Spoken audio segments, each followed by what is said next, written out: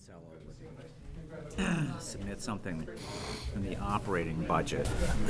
For next year? Yeah, good. So that's where we are. Okay, good evening, everyone. Open up the meeting for the December 18th, 2018 meeting of the Hamilton Planning Board. I'm Brian Stein, the chair. On our agenda tonight, we have two A&Rs, approval not required requests, one for 652 and 654 Asbury Street, and another one for 375 Bridge Street. We'll talk about some master planning update stuff, have a board discussion on potential future bylaw amendments, do meeting minutes, and then updates. So first on our agenda is an A&R for 652 and 654 Asbury Street. Great. Would you like us to speak from here? Please. Great. You can just state your name and Sure. Good evening. My name is Wayne Jalbert, land surveyor with Hancock Survey, and with me is Eric Eaton from my office, and we're here representing the Patton Family Limited Partnership on their land at 652 and 654 Asbury Street, where the farm is. Our sole goal here today is we've created a plan that you have in front of you that divides off one lot with one of the existing houses on it. The lot is design lot 6, meets all the zoning, and you know, the real purpose for getting Form A endorsement today is you know, a bit of a zoning freeze issue. The Pattons at this time aren't looking to sell or do anything with that lot. It's you know, to get endorsement, record the plan, and you know, have the zoning use frozen for the statutory time. Mm-hmm. You can see across lot 6, there's an existing driveway. We've created an easement so that any and all traffic patterns can still move through to the rest of the property. And you can see that all this property is in Hamilton, where the division's taking place.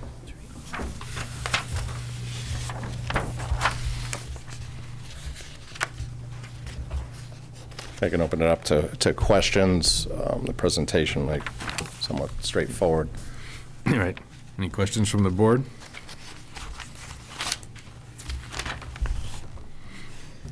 So it's what you're referring to as Lot 6? That's correct. Lot 6, yes. That and that alone? Correct. Mr. Chair, I have looked at it. It does meet zoning. It obviously does have access onto Asbury Street. Mm-hmm. I therefore recommend that the planning board is obligated to approve. Thank you. Any other questions? Comments? I make a motion to approve the A&R at 652, 654 Asbury Street. Is there a second? Any more discussion? All those in favor? Aye. Aye. Opposed? No discussion? I asked for discussion, and there wasn't any. So, It's done. thank you. Great, thank you. Thank you. Now, will you be signing the plan this evening, or should we come by in Patrick's office? Yeah, if we have one, yeah, we can certainly do that. Okay. Thank you.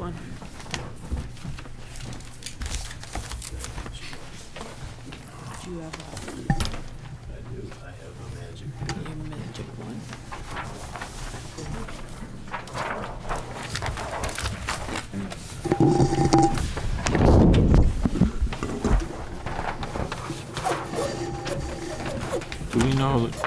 Do we know where the weed farm is going to be?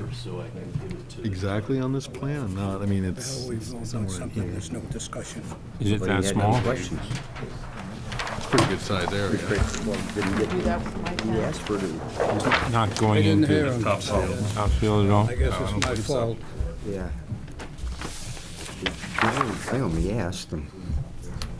Nobody reacted.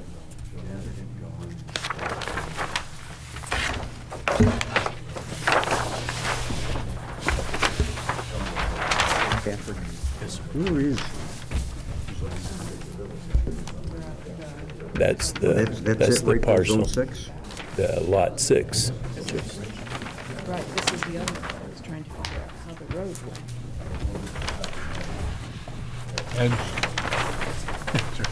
Ed, you want, I need my signature on the... no, There are enough signatures. 1, 2, 3, 4. Yeah, you'd be 6. You don't have to if you don't want to.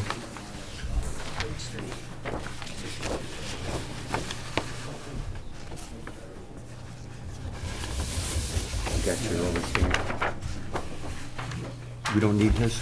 We have 5. Okay. Excuse me, Peter. No, that's fine.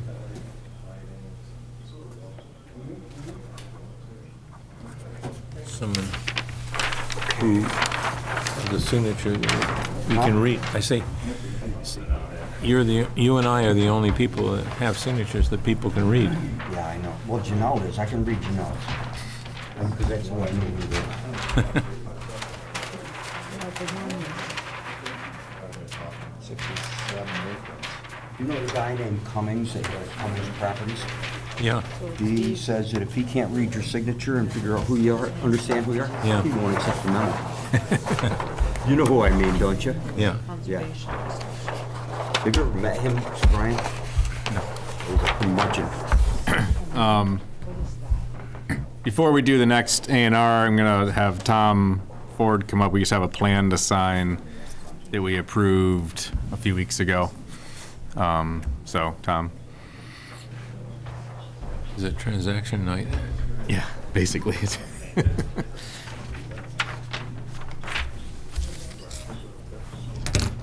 Good evening, everybody. This is the plan that you approved about 4 weeks ago, Bayfield. It's the exact same plan. We found a couple of missing dimensions, but we've added those in so that it would be recordable, but the rest of it is right. There's 5 sheets and 1 pen, so my advice to you is maybe you want to do 5 at a time, but whatever works. Okay. We met with Ed's Historic Commission last week. We marked out the radius and the width on the ground, and I think they've had a chance to look at it, and we're going to be chatting again this Thursday. Okay, Okay? thanks. Did the fire department comments? Yeah. Did you get your email? Yeah, I did read my email, that's why I know about it. but- right. That's not so much for us as it is for. No, I read the email, I just wondered if it was on the plans. We can't have that door shut. Hey, Richard, could you open that door? Sorry. Okay. didn't realize that. Yeah, no worries. Yeah. Sorry, Ray Burnett did weigh in on both the roundings and the width. Thought they were the minimum required for the fire department's access. You may have seen, I think we have it if you want it to be read in, but I'm sure it'll be part of Thursday night's conversation with the Historic District. Did it change the plan? That's No. what I. No. No. It was identical. Okay. It was exactly what the plan showed. Well, he said he had to go out into the swing. If we If- didn't if- change, if we didn't change the driveway from what it is now, Yeah, you would have to. Oh, okay, that's a complete mistake then. Yeah, no. If you take a minute, Peter, it's well explained, his position, Ray, Okay, I read it. on the fire department. Sorry about the velocity, but there's 5 sheets to be Yeah, signed. that's okay.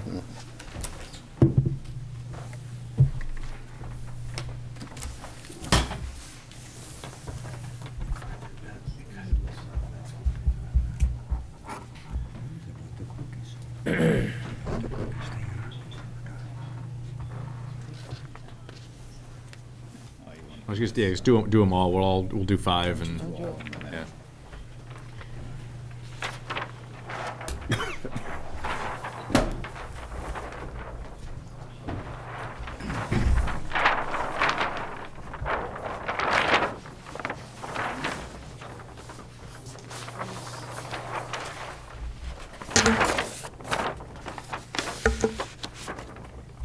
Why don't we all go over there?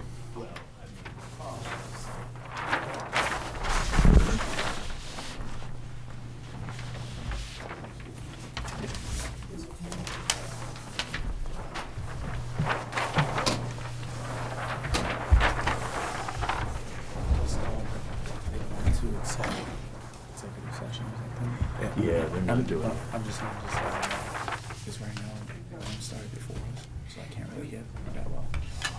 So if there's ever like a pause, just run a little. Okay, thanks. too well. You want to use that one? That's a big blunt one, but they'll see it forever. Posterity.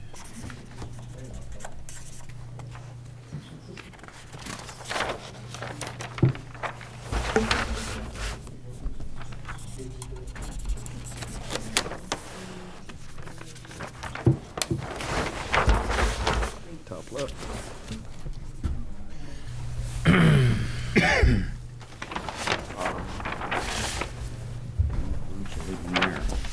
Flipping back. Yeah, right. And That's what I'm doing. sign. Yep. Have you signed it? No. It'll be a while.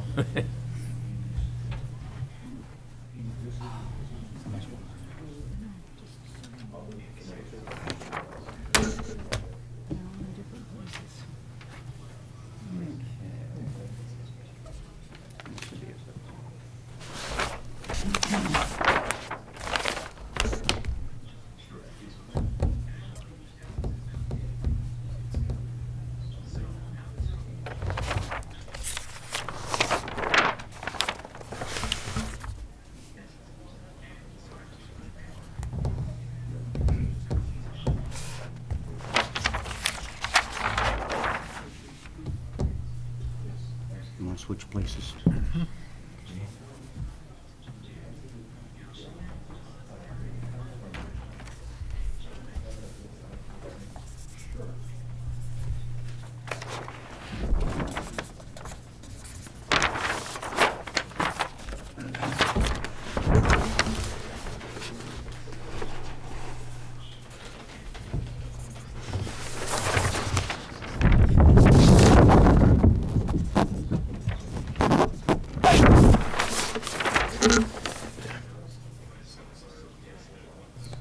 Okay, I'll get out of here.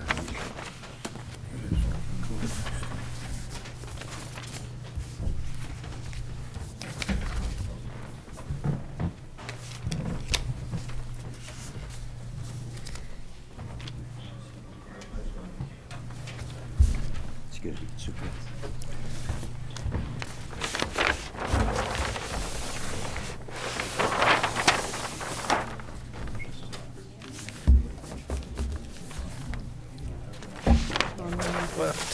Right here, sorry. Yeah, this next day in ours is pretty complicated. Yeah, it's got all these different I looked at it. It's This part I know of it. there's a bunch of them in there. Yeah, that didn't look that bad to me. good. Yeah, I found them all. I think I found them all. It was all this stuff because he didn't get the comment.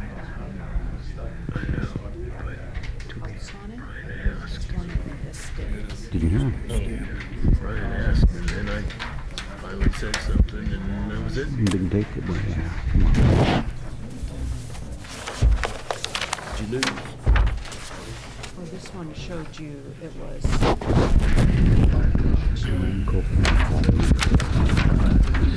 had to refer to the planning board meetings. What's with Sarah? Hey, Tom. What's with John? Is he moving in the back of his lot, or? Oh, okay. Yeah. Yeah, I saw the sign, but I didn't know what was gonna, where he was going. I figured you'd have a deal where you build a new house for him.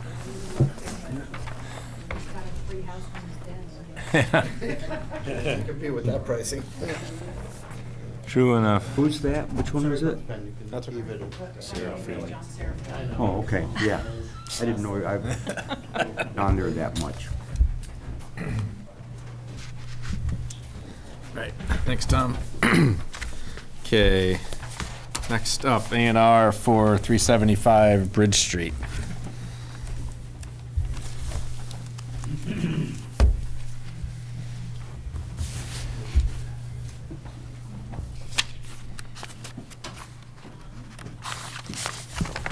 Good evening, everyone.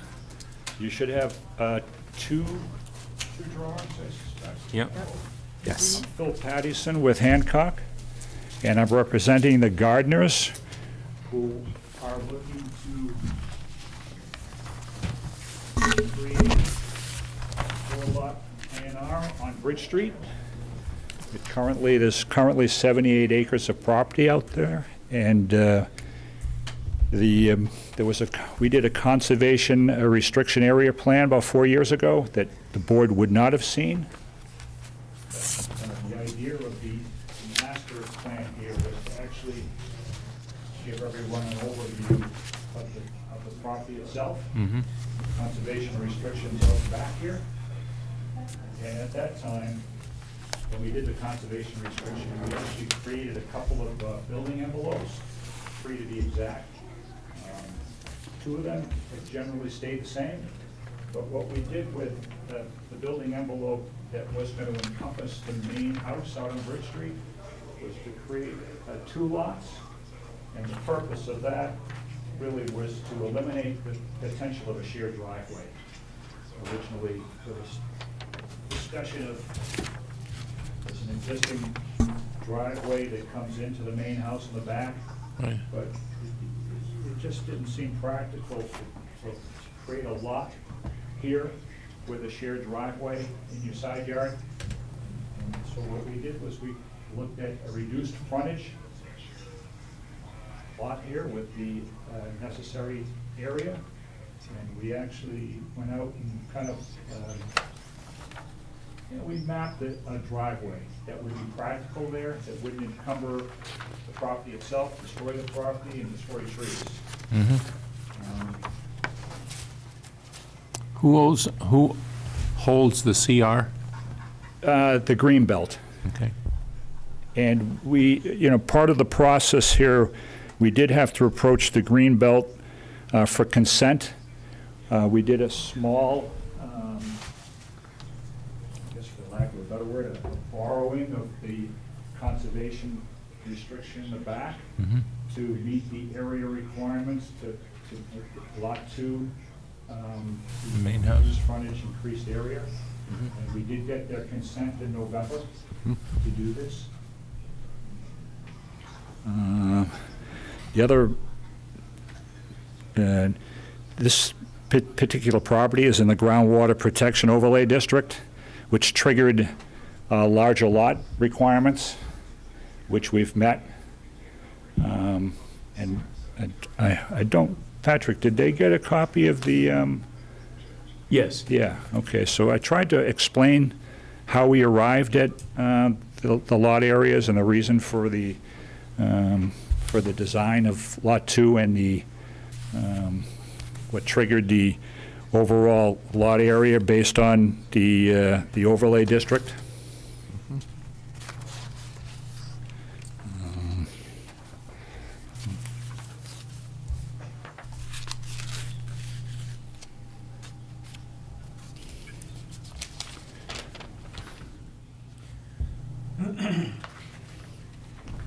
Any questions from the board?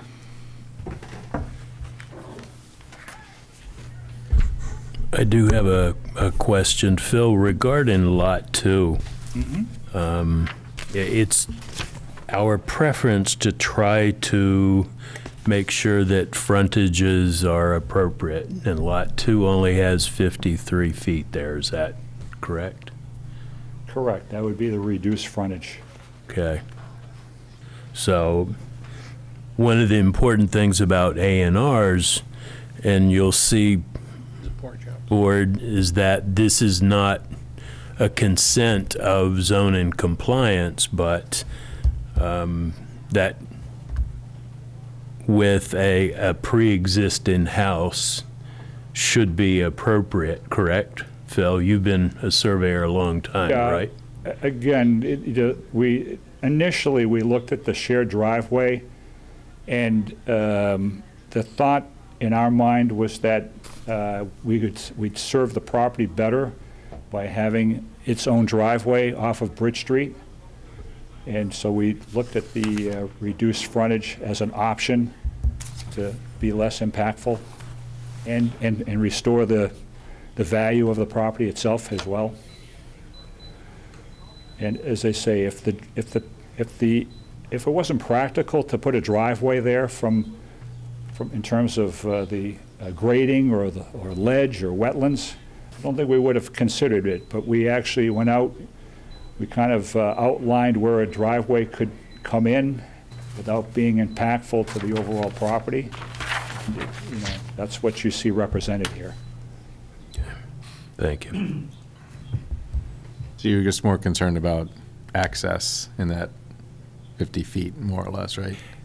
You know, I suspect that, you know, a closing attorney is going to say you've got an issue with your zoning on the lot because your frontage is less than what the zoning requires. Oh, but we allow reduced frontage pork chop lots if the property was more than 5 acres or something, right? Exactly, Yeah. yes.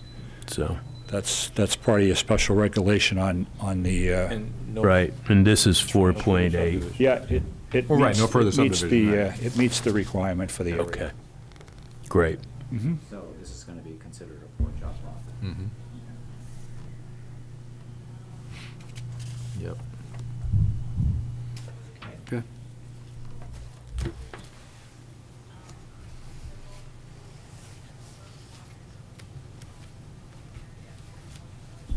Any other questions? Yeah, on the, will you obliterate the existing entrance or connection from the main house so that the, There'll be some type of restriction. There'll be an elimination. Obviously, the driveway to the main house will land? exactly. It'll be from the reduced frontage location. Yeah. And the other, I mean, there's a lot of uniqueness about the Gardner property. The other thing that came up in this process too is, it's a side note, but there's a particular tree that Mr. Gardner wanted reserved on his main lot. And it was difficult to do that from from the area standpoint, so we put an easement around the tree, the beech tree, to protect it in the future for his family. And number 375 is the main house you're talking about? Yeah, that's the main house and back, and of course, there's several other smaller buildings that are more forward on the property. I think the caretaker he's in the front house. This is just curiosity, but how did the Middle Busher property get evolved? This has nothing to do with it, but it just, it's right in the middle. The Middle Busher property, Oh. I mean, it just looks like it was cut out. You know, the Gardners, their back title is an interesting collection of conveyances. I believe there's somewhere in the neighborhood of 8 different parcels that they acquired over time. So that one was already there. I'm sure if he wanted it, he would have tried to take it back. But yeah, it's an interesting back title. Thank you. Yeah. Yep. I make a motion, we approve the A&R for 375 Bridge Street. Second? Any more discussion? Yes. The easement running into Lot 2, you've got the width down at 53.5 feet. What are those, utility easements on the south side of the driveway?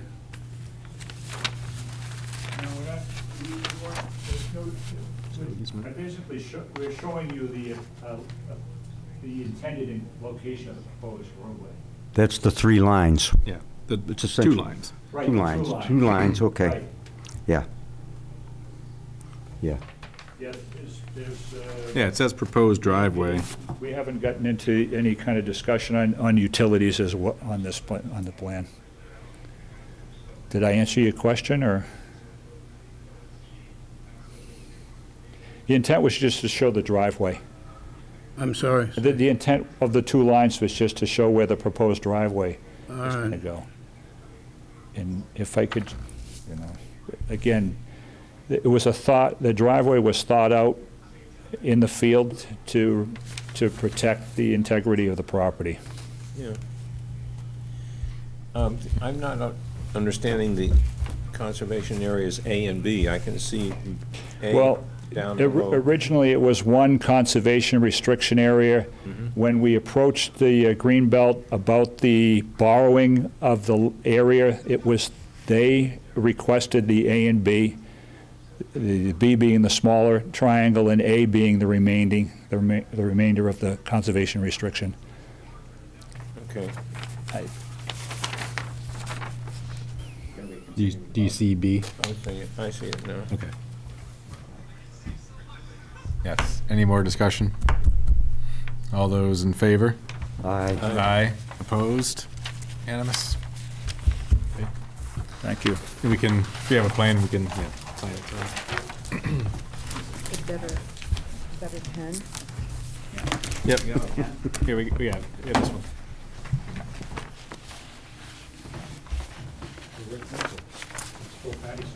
Yeah, how you doing? I'm good, at yourself? Good to see you. Long time no see, good to see you too.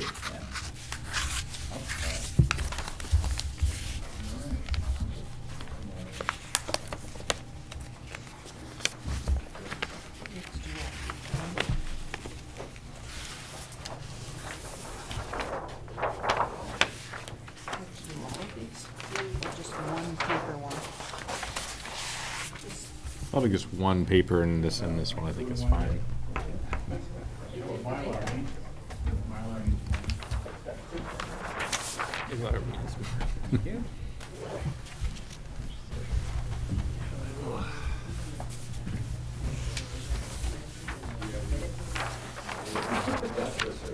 So it should be. Okay, there it is. Same place. Yeah, I just, there's, I don't know if there's two of these. There's two different Mylars.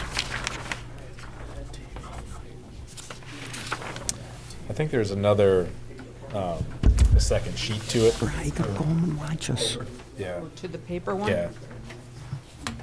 I'm gonna go over there. Oh, yeah, that's because that's the original. There's the.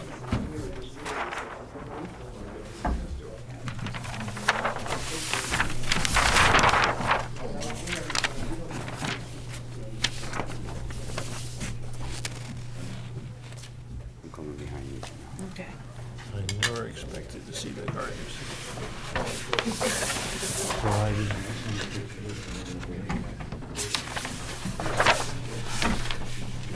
I gotta take your pen. It's my pen. Oh, excuse me. Where'd it come from? One more, Peter. You don't, no, you don't need to do.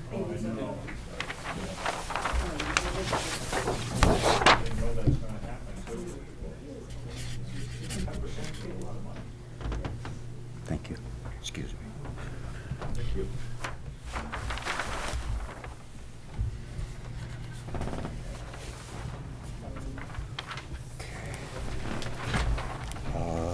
Does your thing work on this? Mm-hmm. Yeah.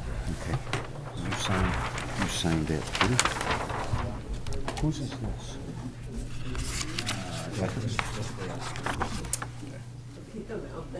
See my brother.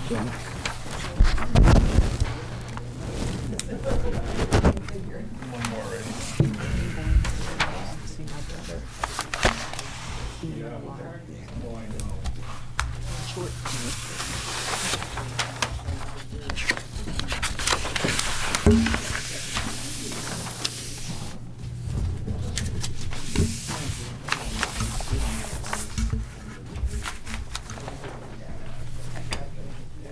Here's Just gonna give these all. Yeah. here's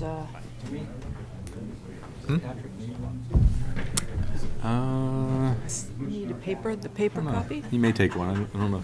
Yeah, I would definitely keep all the excess, because this is the biggest property in town almost. Patrick, do you need any of these? Do you need signed ones? I need one of each. Yeah, we'll send paper. Yep. So give us one.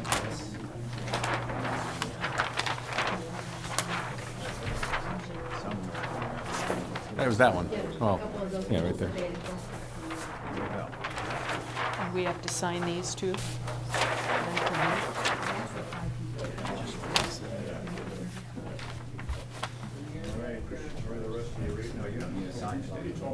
We have to sign these? Yeah, we need to sign one set, so I can... You do have one set, don't you? There's one paper set. Paper You set? can sign one paper set. Already That's what I signed? need. Just, yeah, he really just needs the Mylars, I think. Phil. Just take, Yours, take them all. Those are the two sets of signed ones. And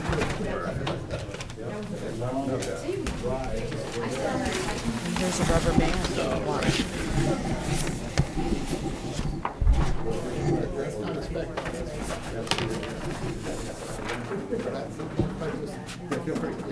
Do you know these guys?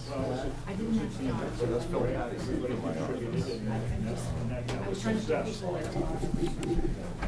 very much. Thanks for your help.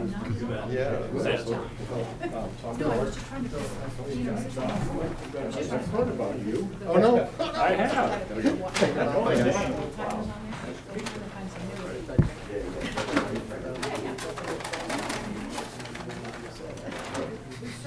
Patrick? Patrick?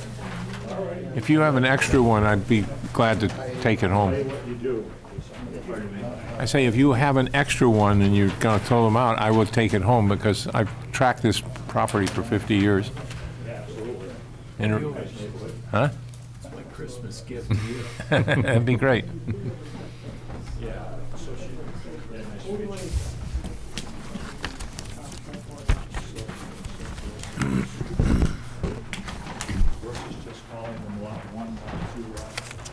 Thank you very much.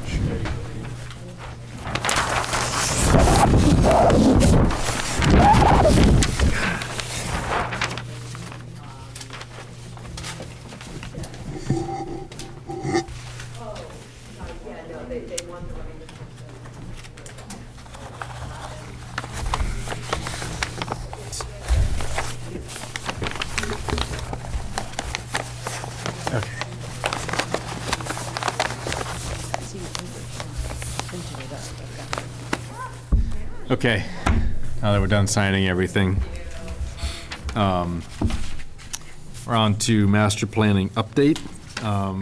Patrick, can you just kind of bring us up to date on where we are? I know we had focus groups yesterday morning, and we've got some more happening tomorrow night, I believe. That's right. They'll start at 4 p.m. tomorrow afternoon, continue to about 7:50 p.m. That's, what, 4 more groups? Mm-hmm.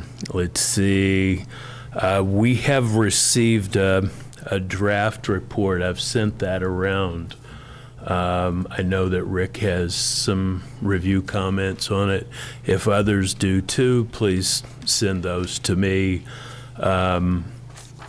Actually, I'd like to work with Rick and get a set of formal comments back to the consultant as soon as we can, so we can keep them going, keep them producing. Again, if other members have comments you want to submit to me, we can work that into the review. Mm-hmm. So email those to me directly if you would. Let's see. Also, just want to remind everybody that on February the 5th, we're going to have a public forum, which will get into some of the detail of what our study has been so far, what we've learned. There'll be some high points relative to the focus groups. Then there'll be some more synthesis that the consultant will do. Afterwards, on March the 20th, will be another public forum. After that, they're going to be, as I understand it, finalizing the report for us. So that's kind of where we're at right now. They've been pretty busy. Happy to see progress with it, and I look forward to comments from you folks if you would. All right, so just so everybody's aware, on February 5th, it's a public forum that our consultant will be talking about what they've learned so far, but I'm assuming it'll also be for public input as Yes. well, that people who couldn't do the focus groups and who kind of want to get in a little bit mid-process. Yeah, and there's one piece that I don't know where it fits, is they're going to do an online survey. Mm-hmm. I Right. thought that was part of the information gathering. Do we know Correct. when that's supposed to happen? I'm not sure. Is that next, I think? I think That's going to be within the next month, I think. I Yeah. think we said late December through Right. first 2 weeks of January. Yeah. Yeah. So to the degree that they can confirm that, that would be good. So again, we can get out notification, Yeah. because then that's going to be driven by just people knowing about it. Right. Because as I understand it, everybody and anybody in town can go to that site and fill in the survey. Mm-hmm. So it's going to be important to get that. Is it download from the website? You don't No, download you- anything, you take an online survey. Yeah. So, you log in, it'll ask a series of questions and you answer it, and so no paper. No, I understood that part, but, okay. So it's not, you don't go to the town website and. No. We're trying to tell people how to Well, find it. Well, There may be a link at the Yes. town website, Yeah. but that's part of the outreach process, is we need to get an article in the Chronicle, we need to Yep. get it on Facebook, we need to get it on the town Facebook page, we need to get it on the community Facebook page, and we. Twitter. Even potentially, and I don't know how the schools do it, if they do anything, we could send potentially a flyer home Yeah. with all the Kids, yeah. students in town. I know other towns do that. Yeah. So Good idea. that would be a great way to do it, because then we know it's going to get physically dispersed to a wide population. Yeah, that's a good idea. Are we going to see any of the sample questions before they put it up?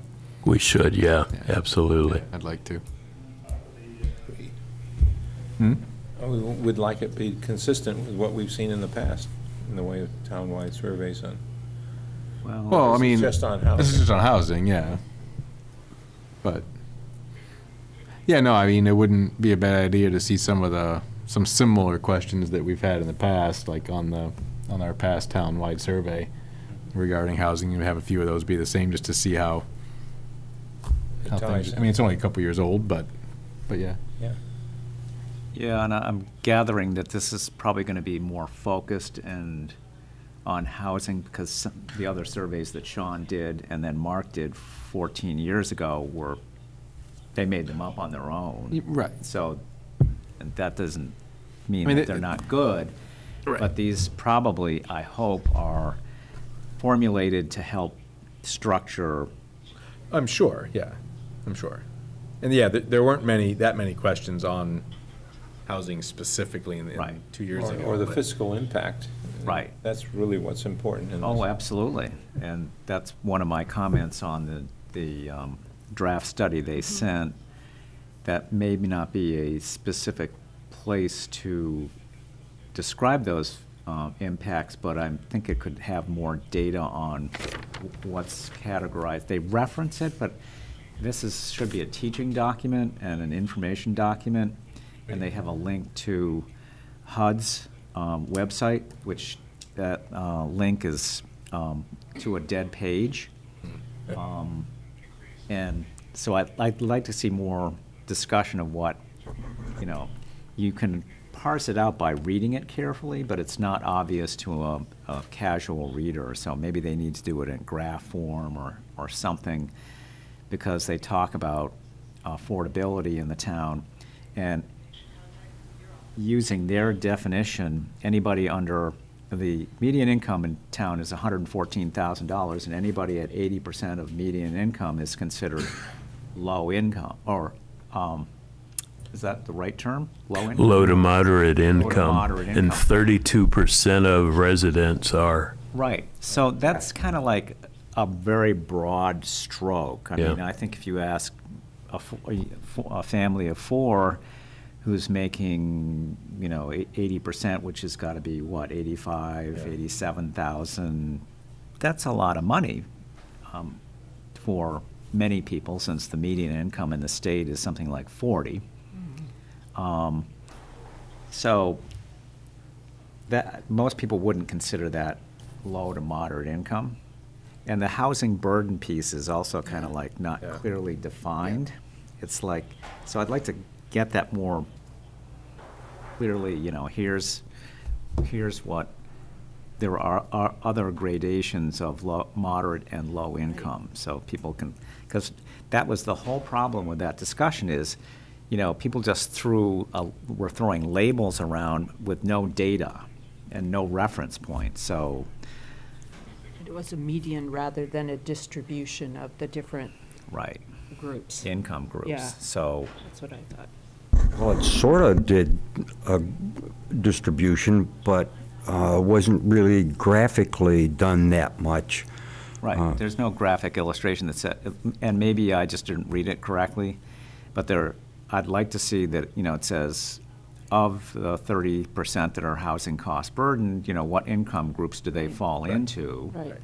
On what age So, groups do they so fall? what you're saying is break down that 30% even to smaller groups. Well, yeah, identify who by age and by income, Yeah. so that we really have a demographic, income-wise and age-wise. So, because you can have an informed discussion. Otherwise, it's like, you have to really read it and parse it out, and that's, you shouldn't make people work that hard. I'm laughing because you're right, because I read too, and highlighted the things, and I highlighted everything that you're talking about, but I had to read it carefully. Yeah. And then I got 2/3 of the way through and had to put it down because it was just way too much. Yeah. Okay. So yeah, any other comments other than Rick's can be sent to Patrick, and that'd be great. I would like to thank the folks that have volunteered their time to be focus group members. Good.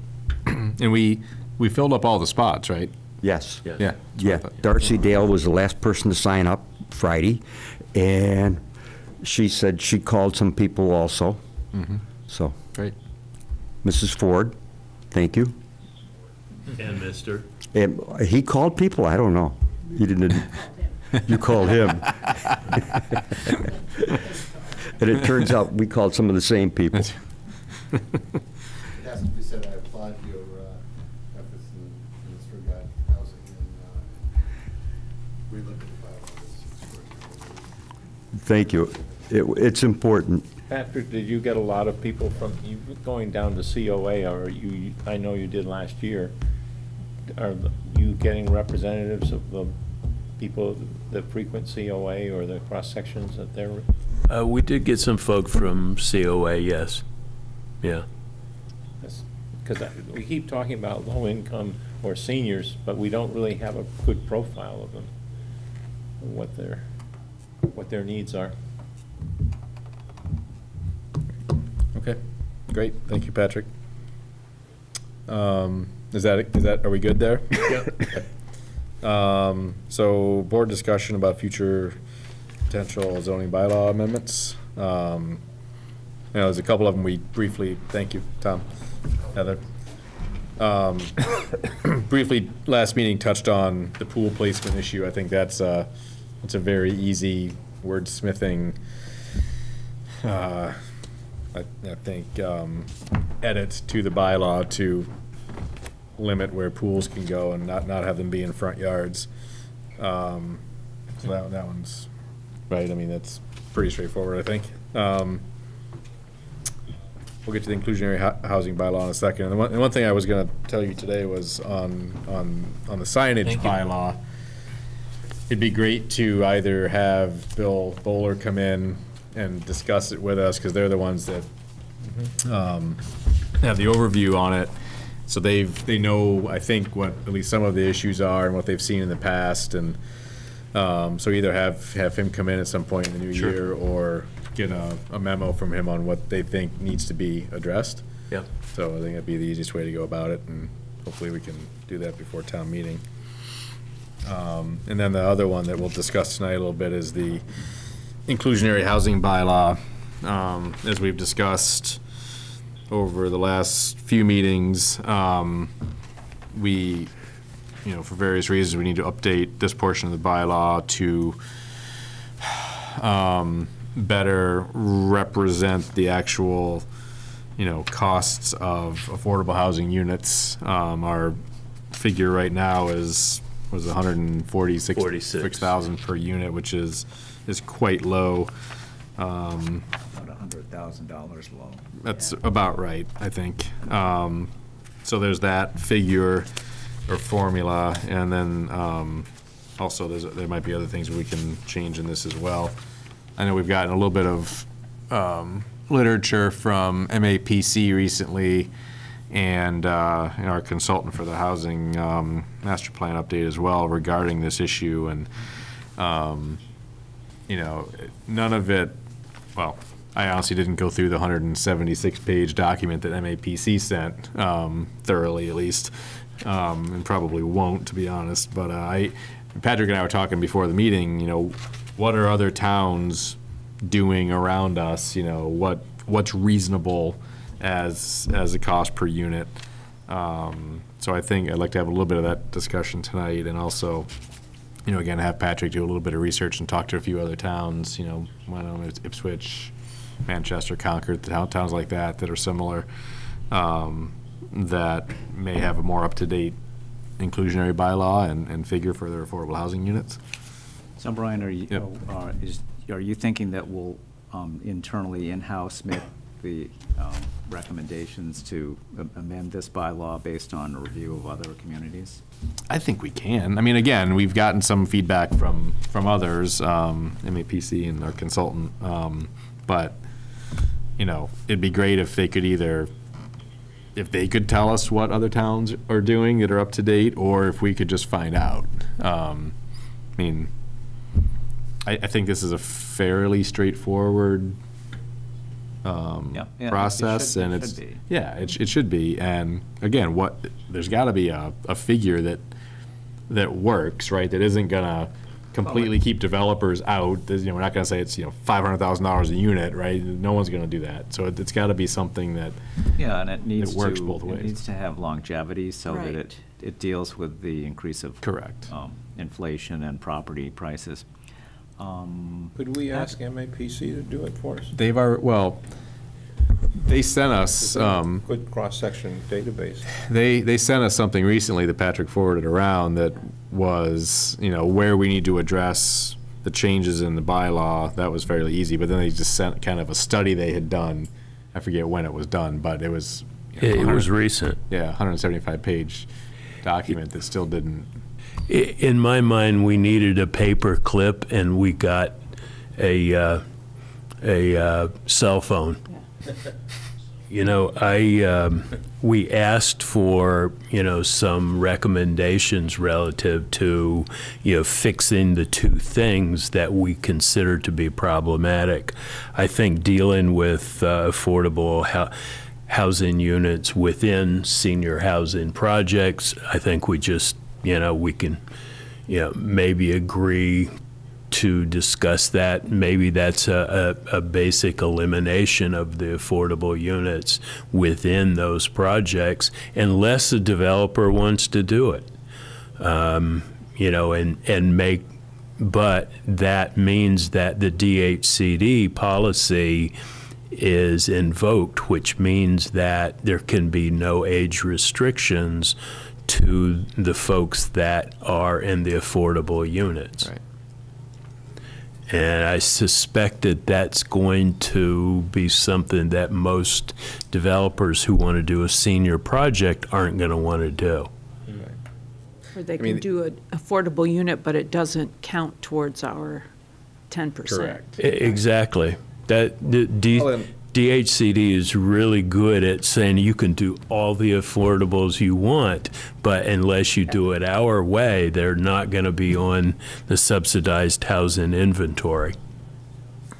which is what our goal really is. Right. So have you run into any ways of putting the PILU pegged to some kind of index so that it goes up? I think that, we can refactor how the formula has worked, or we can do it in other ways. One of the things I mentioned to Brian earlier is, maybe you take an average of the last affordable units in the communities that immediately surround Hamilton. To me, that's a pretty easy, simple way to do it. It has land value that I suspect is going to be very comparable to ours. Construction's going to be the same. Permitting is going to be probably fairly consistent with ours too. So I think that's another approach that, we could consider.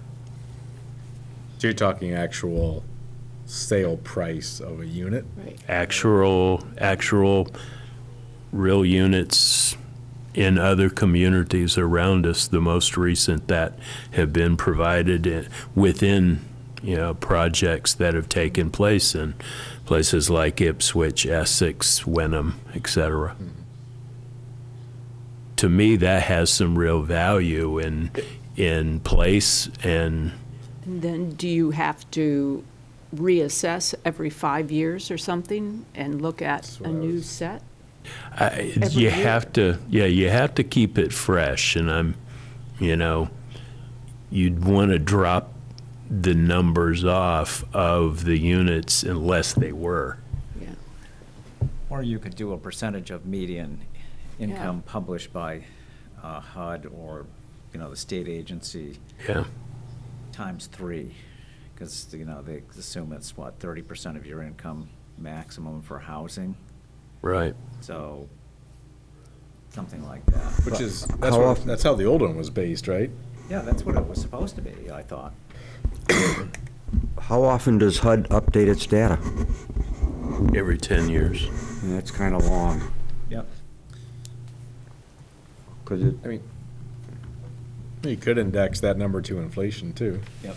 You'd have to just to put in sort of number. Right. Well, so area median you said was 115,000, right? 114, yeah. That's why I said call it 115. So 80% of that, like you said, is about 85 or 90. Call it $90,000. Yeah. 30% of that is $30,000. Well, you do it times 3, so it would be 270. 270. Okay, yeah. Yeah. Which is more what it seems like it should be. Right. Yeah, I was just, the number off the top of my head that seemed to make some sense was 250. Somebody, doesn't the median income statistics, aren't they updated more often than every 10 years? I don't know the answer to that. Okay. Yeah, I'm not sure. Anyway, so yeah, I think the homework is to find out what a number of other towns around us do, or similar towns. And who's It's also meant for developments, right?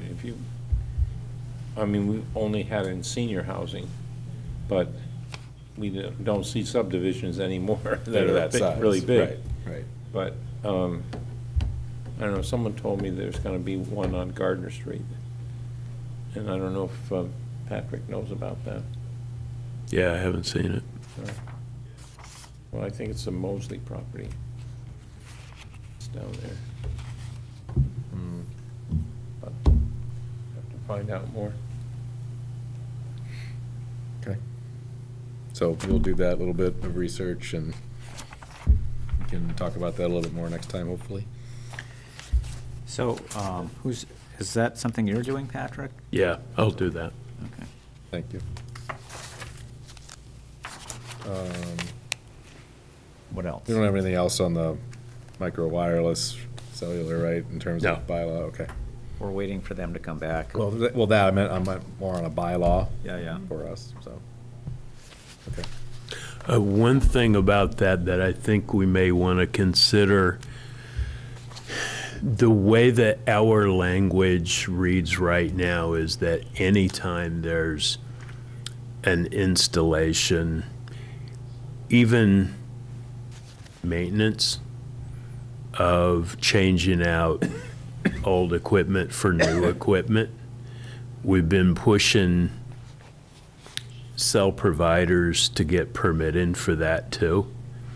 We may want to consider allowing the building commissioner to make a determination if it's a simple change out of existing equipment for comparable equipment, that he has that ability to do that rather than it coming to the board.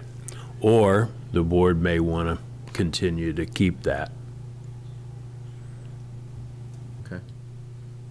Isn't it that there's going to be a change in generations, that we're going into something 5 instead of 4? That's a perfect example of, you know, do we want the cell tower provider or cell service providers to come back to this board if they're going from 4G to 5G? Well, that's an interesting thought, because one of the reasons that going into some of the steeples isn't going to work for 5G is that it takes up more space. So since it takes up more space than like 3G or maybe 4G, it should come back to the board if it's going to be that much larger. Because it's you know, when you say changing like for like, I'm thinking in terms of the same size, the same general look, but it may have a whole new look if it's a different size. Another component to this too, if it's internal, do we care? Right. Well, no. I mean, if it's completely internal, we don't see the change. Why permit it? Obviously, if it's external and there is a change, like you said, if it's a somewhat substantial change in size or even appearance or what have you, then yeah, I think maybe it does come back. But like you said, that might be a call for the building inspector to make either way. Yeah. Versus, I mean, we just got Verizon's word for it. I would like to hear from Dan or someone who's knowledgeable what the next generation is really going to be, because if they're all going to be these little sticks every half a mile, that's another, you know. Yeah, but that's a whole different situation. Yeah, well, That's not the point. same, That's not what we're that's saying. totally different. That's not what we're Totally saying. different. We're saying on existing. No, Yeah. I understand that, but the point was, we have to take into consideration that companies may be switching to a different kind of technology. Then they would come in. Right. And they would Well, come in. we need a bylaw to address that as well. That's my Yeah. point. Right. We ought to get cracking on that, it seems to me. Well, yeah, we have a kind of a model bylaw that's fairly extensive that was provided to me by a friend who's in the industry, and so that is something we're going to get into. So. Before we permit the one at Walnut? Well, we can't do that. Why? It's already before us. We can know what we're talking about, and I don't like just rubber stamping But you keep, well, something. and we're not, but we can't, we retroactively do it, right? We're not gonna have a bylaw until town meeting, potentially, right? And given the time frame that we have to act on something like that, if they stay in the pipeline, we have to act on it before that. Yeah, by law, he's grandfathered in. No, I understand that, but the point is, don't we want to know what the next generation's going to be? Yeah, If and that's you- going to, You made your point, so when Dan comes in, we can have that discussion. When Dan's here, we can talk about that. all right. You think Dan will know about the, Better than. Anybody's gonna know. Better than me or you. well, that's for sure. But we asked him about that the other night, and he didn't come up with it. I thought maybe we needed a consultant that knew something about this new industry or the new application. It's just data supposedly, but I'm just repeating Well- what I hear. That's what they were proposing down on Bay Road, was data. data. I don't know if it's all going to be that way. All of those kinds of things aren't necessarily going to be just data. But I don't know that for a fact. I'm just saying maybe not. Well, that's why I think we ought to have a consultant, so we know something about it. Well, so my friend's in the industry, and he sent me a kind of a model bylaw for towns to deal and cities to deal with these microcellular towers. So I think we should go through that, or I don't know if he forwarded it to Dan or not, but Yeah, he has it. okay, yeah, we should look into that. The thing that I noticed about that text is it's very extensive, It is. and to me, it was sort of a hybrid bylaw and permit document. It seemed to be a lot more prescriptive and rigid in a way that you would have a decision written than what you would have a bylaw written as. Where did it come from? Was it a certain town? No. No. I'm trying to remember where the original document came from. No, I have a friend who's similar to Dan. He's a cellular engineer, and he's been doing a lot of research into 5G and these microcellular towers. And he said that I don't know if it was the government or who it was that came up with this kind of model bylaw for towns and cities to. Jesse, I'm in a meeting, I can't talk.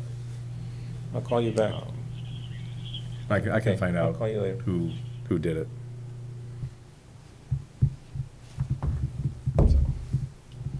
So do we want to talk about that at the next meeting, or?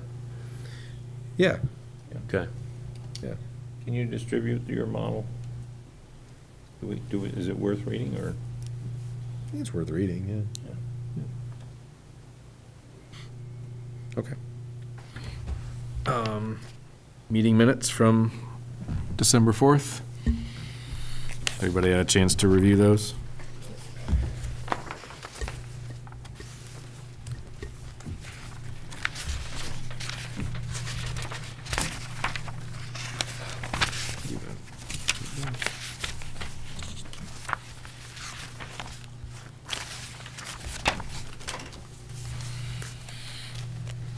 Any issues with the minutes?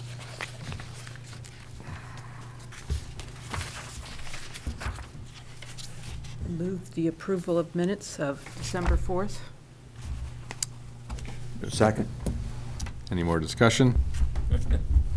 Or any discussion? All those in favor? Aye. Aye, opposed? Unanimous, thank you. Any updates? Oh, sorry, Patrick. Mr. Chair, if the board members are up for it, I think it'd be good if we would set our calendar for 2019. Sure. I have some calendars I'll pass around, and I can talk you through. Okay.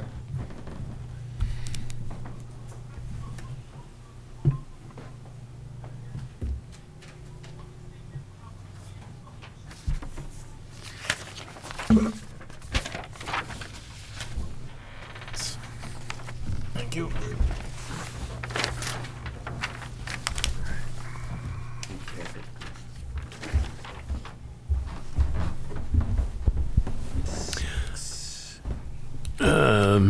Just for the folks at home, typically the planning board does meet on the first and third Tuesday of every month. I don't think on January the 1st of 2019 we want to invoke that, so let's shoot for the 8th. Yeah, because there's 5 Tuesdays that month, so 8th and the 22nd. Martin Luther One of King. the things that, we sometimes have an issue with is when the Board of Selectmen decide to have a meeting after a Monday that's been a holiday, whether it's state or federal. They are, in fact, meeting on the 22nd, the day after Martin Luther King Day. So we need to find an alternate date. I'm suggesting the 29th. Yeah. that's fine. And then Yeah. we'll have The the 5th. 5th and 19th. Suggesting what, The 29th? 29? Yes, sir. So are we doing the 9th and the? Yes, or 29th? the 8th and the 29th. Okay. And then get back on schedule in February and do the 5th. The 5th and the 19th. Is the 18th? The 18th is the President's Day. However, the Board of Selectmen are not meeting that night, Okay, so we're good. okay. Okay. So, March, we're good for the 5th and the 19th. Okay. In April, the 2nd is the first Tuesday. We have an issue with the Board of Selectmen on the 16th, with the 15th being Patriots' Day. So that's going to bump us out of the memorial room, so I suggest we meet on the 23rd. May will work without any holidays, so the 7th and the 21st would be our dates. In June, the 4th and the 18th will work for us. In July, I know we've met close to the 4th before, but rather than do that, I'd like to have the members give us an idea if the 2nd is acceptable or not. Well, yeah. Let's just do the 9th and the 23rd. yeah. Okay, I'd agree with that. great. So 9th and the Far 23rd? enough in advance, isn't it? Sure, that'll work. August the 6th and the 20th? Let's see, in September, the 3rd is one day after Memorial Day, or excuse me, Labor Day, which is on the 2nd. Yeah. So is 24th? 10th and the 24th? 10th and the 24th? Very good. October the 1st and the 15th? Is Columbus Day going to be a problem with the selectmen? No. Okay. In November, the 5th and the 19th work. And then in December, the 3rd and the 17th. Yep. I missed February. What was February? The 5th and the 19th. Okay. Great, Okay. Excellent. set it up. Very Etched in good. stone. Excellent. Okay. Do we have updates from any other boards? I'd update. Yep. Did you, were you going to say something? No. No. The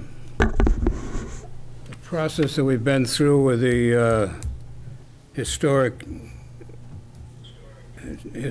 district hasn't worked well. It's, in my opinion, that it would have been better if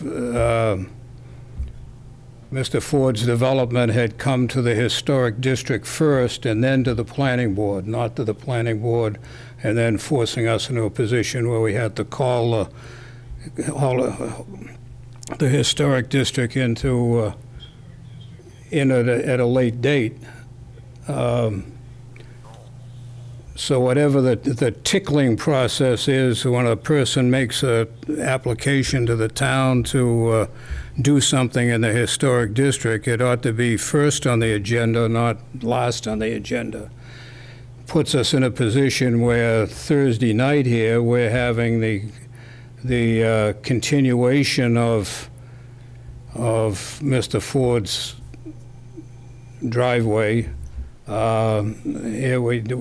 because the neighbors were so wound up over this proposal that not to give them some, that isn't the right expression, but to allow the neighbors to have some participation in what the destiny of the historic district is,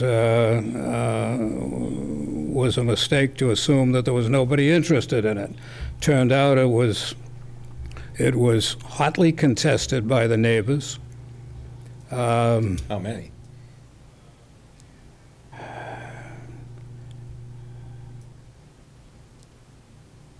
Maybe 4 very heated, but there were other observations that came by, I guess, by mail. It doesn't. Well, it just would have been a smoother operation. It didn't allow for the developer to get information from the highway department, from the state highway department, what their requirements might be on Bay Road. It didn't allow for the fire department to be interviewed. It didn't allow for planning board regulations, except that coming to it first would have that would have been on the table for discussion before it. I'm not trying to attach blame here. I just that over the years the historic district was not a very active board. It was kind of the chairman. The chairman had a conversation with a developer, and it kind of just laid there, and there was no formal recognition of votes that the board would have and so forth. That's not the case now. The case is we've got a very active board, a very well-educated board, and a board that's very interested in doing its job. So I would like to suggest that those who are in the positions, whether it's you or Dorr or what have you, when someone comes forward or the building inspector comes forward with a request to do anything in the historic district, it ought to be up first so the historic district can exercise its opinion. What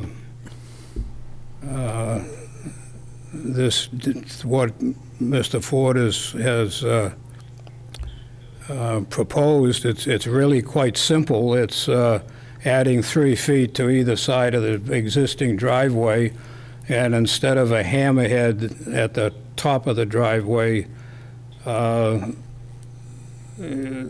fire chief spoke that he would much preferred a cul-de-sac, and that's the way it. My opinion, as it developed, was that the ruling factor here was going to be public safety. That was a comment you made. That's correct. And public safety in the end I'm pretty sure Thursday night will be the winning factor, because what Ray has written as an answer to our inquiry from the fire department is quite logical. It says Bay Road's a narrow road. To get the equipment into the driveway, the driveway needs to be as wide as practically it can have, so that the fire trucks aren't forced into the oncoming lane, all of which makes public safety sense.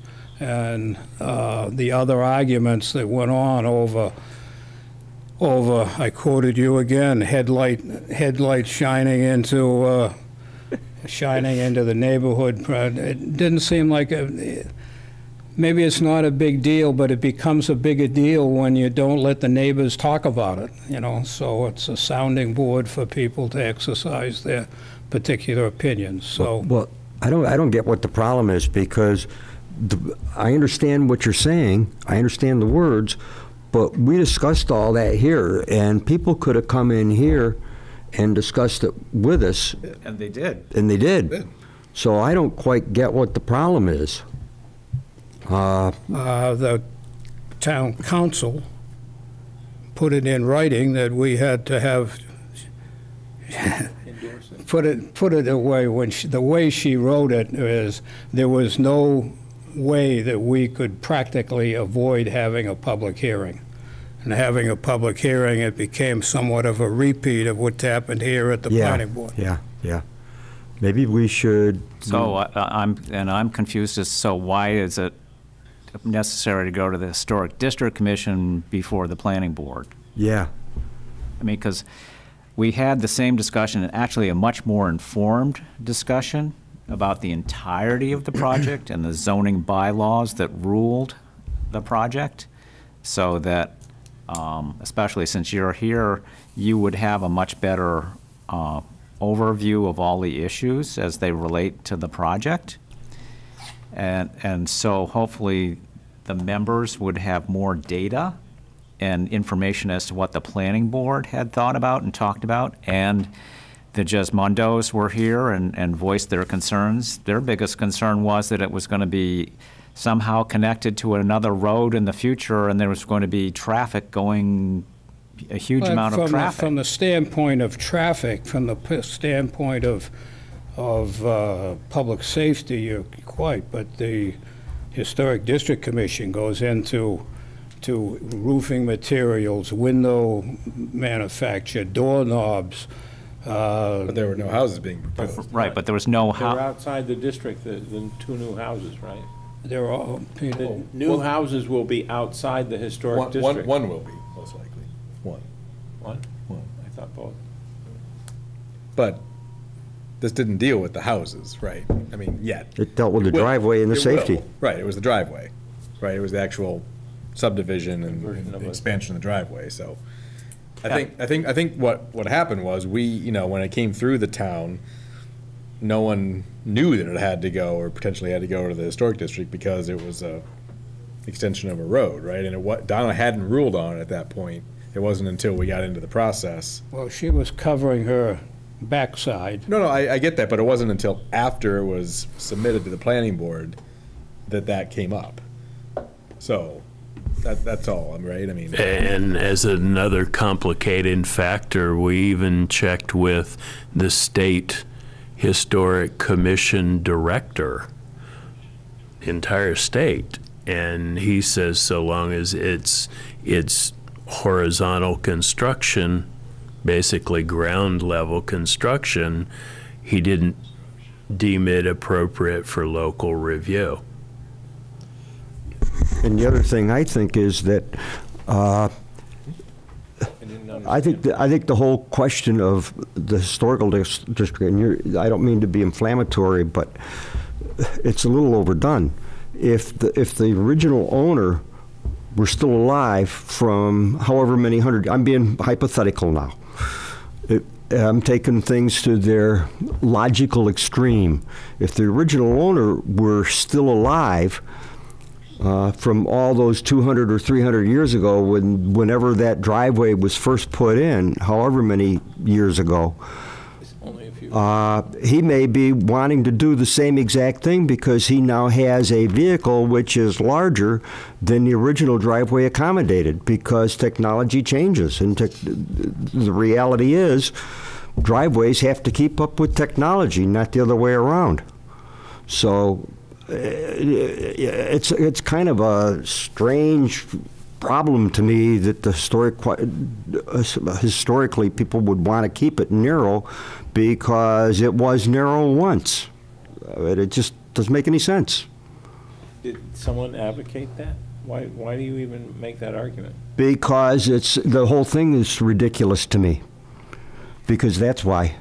I just don't get it.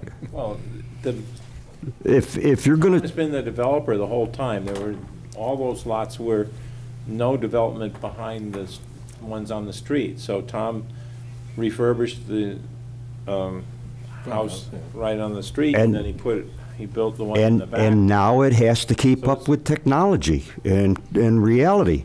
And that's the simple fact, and that's why it's a safety factor. I'm trying to say is it's ridiculous to question that kind of thing as a historical problem, because whoever lived there then, if they were still alive now, they would have the exact same problem.